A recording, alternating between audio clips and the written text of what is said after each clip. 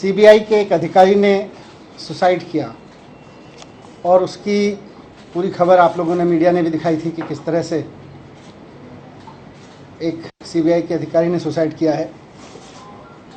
उनके बारे में पता चला है कि जिस सीबीआई अधिकारी ने सुसाइड किया था वो जितेंद्र कुमार जी थे, डेप्यूटी लीगल एडवाइज़र। ये सीबीआई के एंटी करप्शन ब्रांच में लीगल एडवाइज़र थे। इनका काम था लीगली चीज़ों को अप्रूव करना, उनको रिजेक्ट करना, उनकी सारी लीगलिटी को देखना। और मेरे खिलाफ जो फर्जी एफआईआर कराई गई है एक्साइज के मामले में, उसका भी लीगल मामला वही देख रहे थे।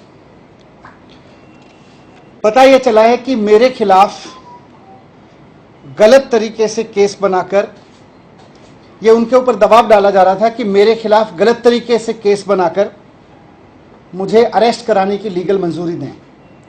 उनके ऊपर जिन अधिकारी ने, सीबीआई के जिस अधिकारी ने सुसाइड किया है, उनके ऊपर गलत तरीके से दबाव बनाया जा रहा था कि मेरे खिलाफ इलीगल तरीके से, फर्जी तरीके से केस बना के मेरे अरेस्ट को मंजूरी दें, जिसको वो मंजूरी नहीं दे रहे थे।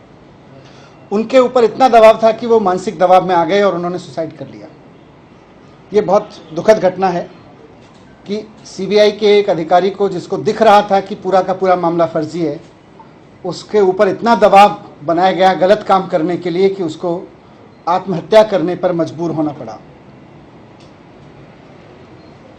मुझे फंसाने के लिए, मुझे अरेस्ट करने के लिए, किसी फर्जी केस को लीगली साउंड बनाने के लिए एक अधिकारी पर इतना दबाव बनाने पर आ गए ये लोग कि अब बेचारे उस अधिकारी को सुसाइड करना पड़ा। ये बहुत अफसोसजनक है।